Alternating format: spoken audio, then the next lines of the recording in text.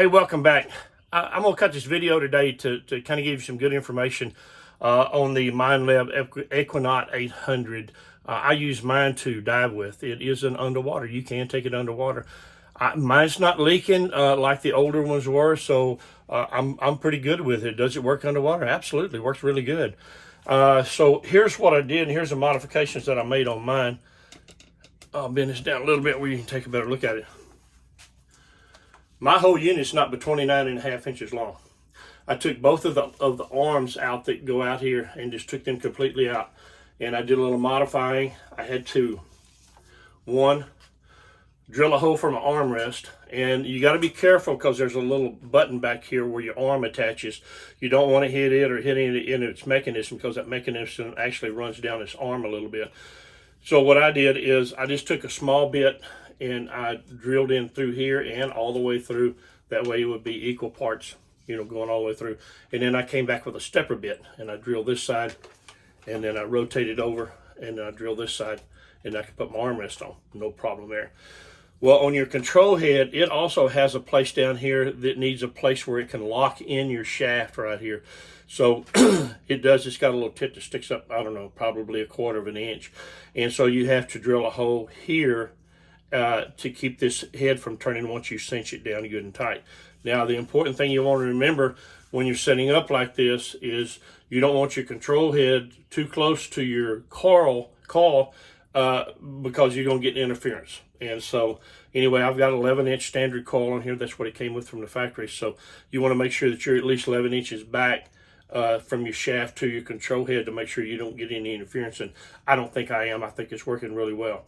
The other things that I've done is I do use headphones. I did have Minelab headphones on before, and I got to where I couldn't hear out of them, and I think the reason for it was they were filling up with water around my ear, and you just couldn't hear the noise coming through. Not to say that the Minelabs are bad.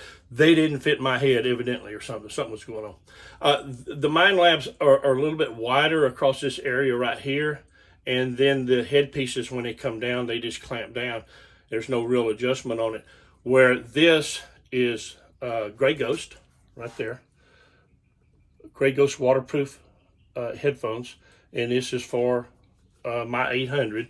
You can buy different ones for different models and stuff like that. Just a little information on that. But these I'll flex a lot more, and then the earpieces turn like this. So I'm hoping to keep the water out as much as possible. I haven't used these yet.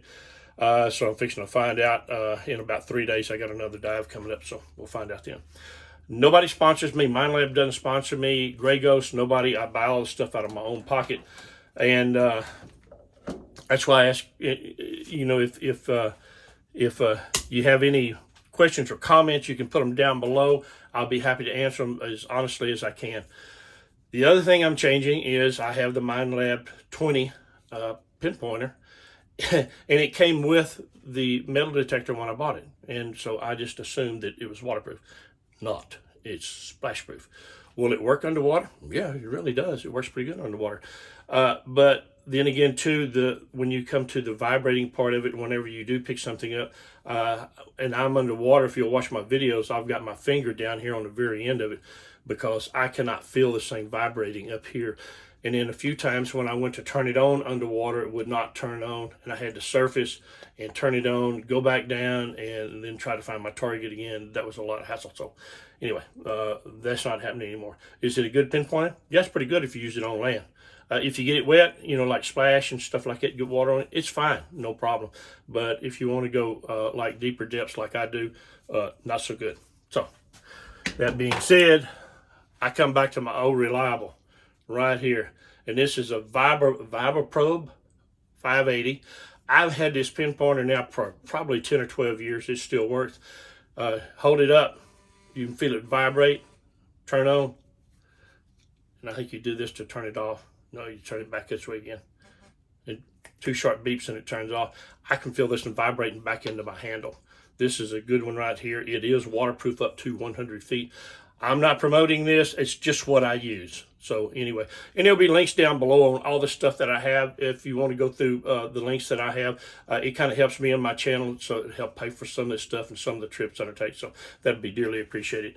But anyway, I do want to show you Let me turn this off. Uh-oh. Okay. That's off. Now we can get down to the meat and the bones of this thing. I'll turn my machine on, and listen, I'm in a room full of metal toolboxes and metal workbenches and stuff, so it's going to squawk a little bit at you, but anyway, this is my underwater settings. Right now I've got it in part 2, which is according to Minelab is their fine jewelry setting, and so that's where I left it the majority of the time. Sometimes I actually ran it over to mining 1 and to mining 2. Okay, but for right now, let's just leave it on part 1, part 2. And then for my settings, of course, there's your noise cancel. I did that. As far as the ground balance, you can do it on the shore before you go out if you want to, but I don't think it's necessary.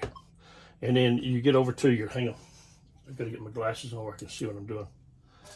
There's the volume right there. It's just set on 20 right now. Once I get in the water, I'll adjust that out. Going to my threshold, I run it on 0. My target, you can run your target at 5 or at 50. I run mine at 2. And the reason that I do that is because whenever I hit 2, let me back up a little bit. 2 basically means ferrous and non-ferrous. So whenever you hit something with this, if it's like a quarter or a dime or something, there. You know, it's a pretty sharp tone. And it's got more of a grunt sound to it on the metal. But anyway, that's why I run a 2. Some people run 5. Some people like to hear all 50 tones. I don't. I either want to know what it is right there, so I run a 2 on mine. That's your accept or reject button. Mine is on a -9. Sometimes I run it on 0 most of the time, right there. And then on my recovery speed, I usually run it on 5. Even though you're underwater and you're sweeping a lot slower, you know, I still like it for it to come up through that coil as quick as it can, because for me, it helps me find a target a lot better. The only problem that I had with this machine underwater is when I was on part 2, and you see the multi right there, that means you're in multi-frequency.